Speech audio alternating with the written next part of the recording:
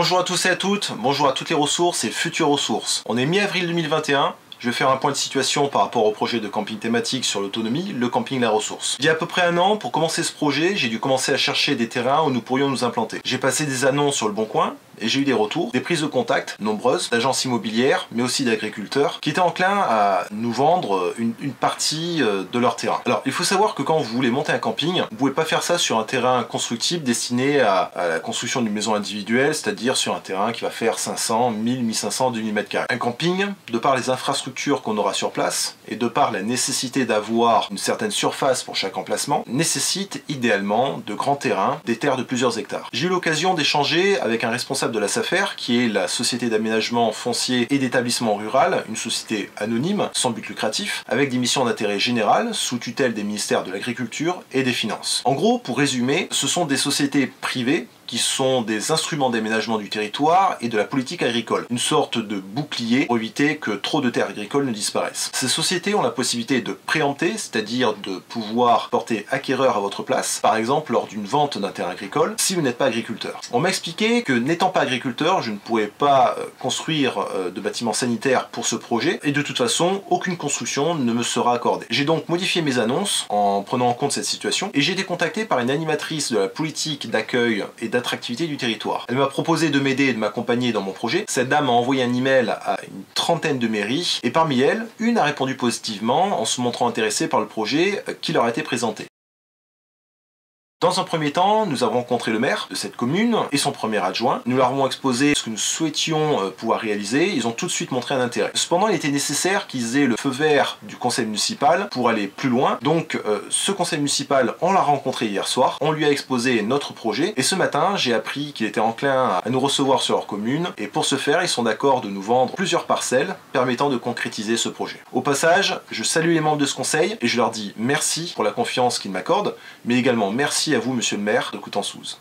Donc vient la problématique du financement, puisque la création de ce camping a un budget conséquent. Dans mon cas, j'ai effectué le chiffrage. Il nécessite 2 filières de traitement pour éviter que vous ayez une distance trop importante à parcourir pour atteindre les sanitaires, de fait que le terrain est allongé. L'aménagement des emplacements tentes, la construction des HLL, qui sont des habitations légères de loisirs qu'on doit mettre au sein d'un PRL, c'est-à-dire d'un parc résidentiel de loisirs, la viabilisation des terrains, la construction du bloc sanitaire, la mise en place d'une filière de traitement, le terrassement, etc., etc.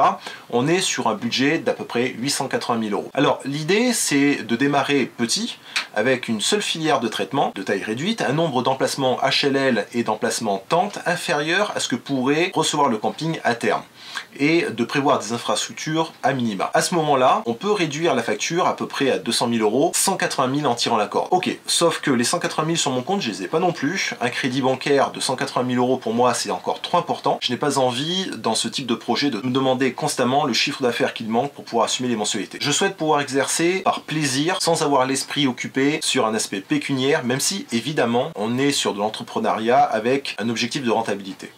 Donc l'idée c'est de faire en sorte que le crédit bancaire soit le dernier recours, le dernier point de financement, et au préalable on fera en sorte d'avoir des subventions, des aides de la région, de l'Europe via leur programme FEDER. Ensuite c'est de lancer une campagne de financement participatif avec Ulule, KissKissBankBank, avec des contreparties sous forme de t-shirts, polos, mais également des objets plus techniques liés à l'autonomie, et évidemment la possibilité d'offrir des nuitées sur le camping et des animations.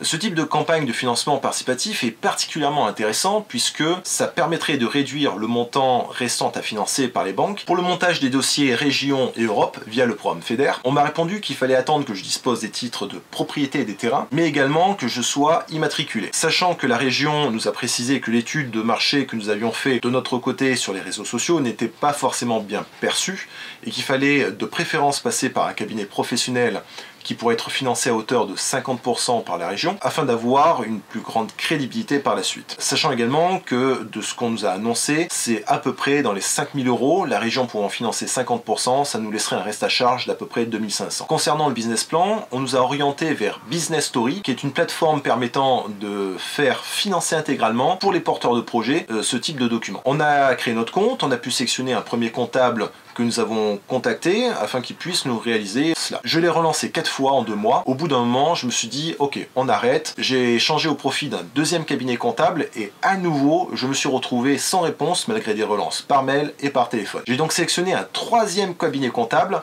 Et là, à nouveau, j'ai dû faire des relances un certain nombre de fois et j'ai enfin pu obtenir mon business plan et le prévisionnel.